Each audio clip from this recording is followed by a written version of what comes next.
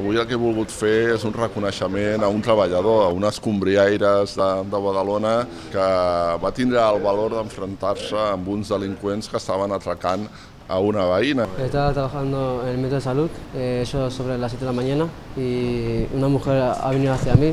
pidiendo ayuda. Y le he dicho, si quieres te quedas a mi lado, como para protegerla. Luego, al rato, los dos delincuentes han bajado hacia mí y me han dicho que tengo un chivato no sé cuánto y me han pegado una bofetada.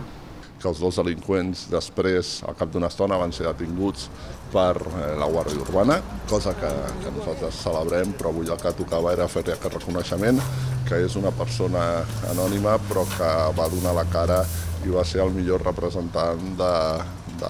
la bona gent